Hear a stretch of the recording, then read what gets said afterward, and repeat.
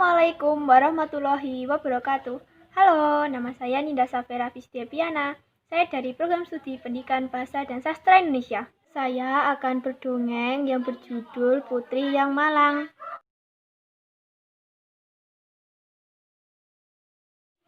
Di suatu desa terdapat putri cantik yang bernama Jelita. Ia adalah putri dari seorang pemimpin desa yang baik dan dermawan. Ayahnya bernama Zubair dan ibunya bernama Isnaini. Ia adalah seorang keluarga yang sangat kaya raya. Di suatu hari, ayah Jelita meminta Jelita untuk ikut dalam suatu rapat acara desa yang diikuti oleh seluruh remaja. Akan tetapi, Jelita tidak pernah ikut dalam acara tersebut. Di ruang tamu, ayah Jelita menghampiri Jelita. Nak, coba kamu gabung acara anak muda, biar kamu bisa mengetahui cara menjadi pemimpin, supaya ada penerus bapak. Jelita merasa bingung, karena ia tidak pernah mengikuti acara semacam itu. Berkumpul dengan teman pun, ia hanya untuk berfoya-foya, menghibur diri yang tidak penting sama sekali. Tapi ayah, aku belum bisa. Aku tak tahu caranya. Jika kamu ingin belajar, kamu akan bisa, nak. Jelita merasa malu ketika ia harus bertatap muka dengan orang lain. Dan itu pun, ia harus memimpin acara tersebut. Tapi ayah, Kamu pasti bisa, nak. Coba bayangkan jika kamu tidak belajar dari sekarang. Bagaimana jika nantinya desa ini dipimpin bukan dari keluarga kita? Kamu itu putri satu-satunya ayah. Ayahmu benar, nak. Sebaiknya kamu belajar dari sekarang, supaya masyarakat tahu seberapa pantasnya kamu menjadi seorang pemimpin. Jelita merasa bingung apakah ia harus menuruti keinginan ayah dan ibunya. bagaimana ini? Aku tidak bisa membayangkan jika aku menjadi seorang pemimpin desa. Bagaimana caci maki orang sekitar? Jelita pun merasa bingung, benar-benar bingung. Suatu hari ada rapat acara desa. Jelita pun diminta ayahnya untuk pergi. Namun ia berbohong. Ayah Jelita mengetok pintu kamar Jelita. Namun Jelita sedang duduk. Ia berpura-pura sakit.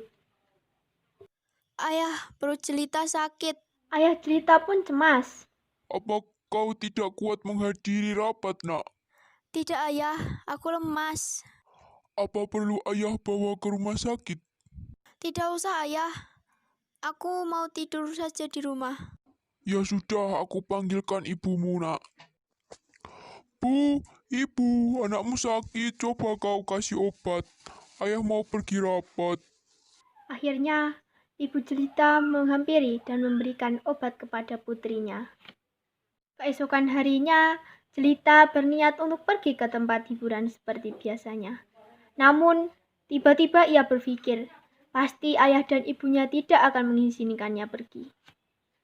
Jelita mencari cara supaya ia dapat pergi bersama teman-temannya. Mana mungkin aku lewat jendela? Ini kan terlalu tinggi. Apa aku bilang ke ayah kalau aku mau pergi membeli make up dan makan bersama teman-teman?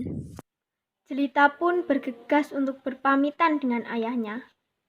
Jelita, kamu mau kemana? Apa kau sudah sembuh? Sudah mendingan, ayah. Jelita mau pergi buat membeli keperluan Jelita. Sekalian makan ya. Tapi kamu jangan ke tempat tidak benar lagi, nak. Ayah tidak enak dengan tetangga. Masa ayahnya pemimpin anaknya nakal? Tidak, Akhirnya ayah Jelita pun percaya dan membiarkan Jelita untuk pergi. Sekarang Jelita mulai terbiasa dengan kebohongannya. Lalu beralasan ketika ia disuruh ayahnya meminta uang dengan alasan yang meyakinkan ayahnya, seperti untuk bantuan kepada orang lain. Tapi ayah Jelita pun yakin bahwa putrinya benar-benar berubah. Sekarang anak kita sudah berubah, Bu. Sekarang dia lebih mementingkan keperluan orang lain, lebih peduli terhadap sesama. Jangan percaya dulu, Pak. Masa secepat itu Jelita berubah?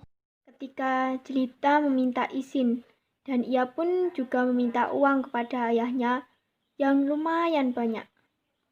Ayah, aku minta uang untuk membantu orang daerah pinggir sana.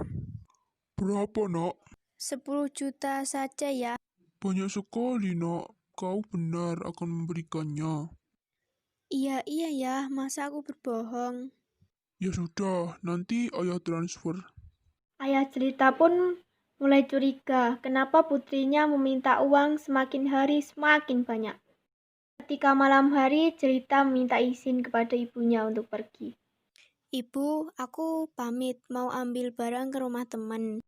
Iya nak, hati-hati, jangan pulang malam-malam.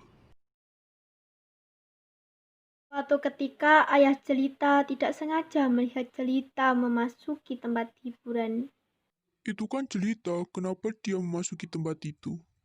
Ayah Jelita pun pulang, menunggu Jelita di rumah, dan meminta Jelita untuk menjelaskan kejadian tadi. Ayah kenapa belum tidur? Jelita dari mana? Tadi dari rumah teman ngambil barang ya. Rumah temen. Terus mana barangnya? Di di rumah temennya ya, belum jadi. Jangan-jangan kau berbohong pada ayah. Tidak ayah, cerita sudah berubah. Tadi ayah lihat kamu ke tempat hiburan. Kamu bohong ya? Jangan-jangan selama ini kamu meminta uang untuk berfoya-foya lagi. Ada apa ini? Ini Bu, anakmu sudah berbohong. Maafkan aku ya, Ibu. Sekarang ayah tidak akan mempercayai sedikit pun apa yang kau katakan. Dan semua aset yang ayah berikan akan ayah cabut. Ayah jangan, aku mohon. Ibu kecewa nak. Ibu, Ayah dan ibu Jelita mempunyai ide supaya anaknya berubah. Sekarang setiap harinya Jelita pun sendirian. Untuk meminta pergi pun dia sudah tidak berani. Bahkan orang tua Jelita pun sudah tidak sering berada di rumah. Ia merasa gelisah. Kenapa kehidupannya berubah semenjak ia berbohong? Tidak ada lagi seorang pun yang memperdulikannya. Jelita berpikir bahwa tadi malam ia sedang bermimpi. Ia bermimpi bertemu dengan seseorang, dan ia mendapatkan sebuah siksaan. Dan seseorang pun berkata, "Ini pembalasanmu karena kau telah berbohong." Dan ia juga bertemu dengan orang tuanya, meminta Jelita untuk berubah. Jelita pun menyadari kesalahannya dan ia meminta maaf kepada orang tuanya. Akhirnya mereka pun kembali seperti keluarga yang harmonis.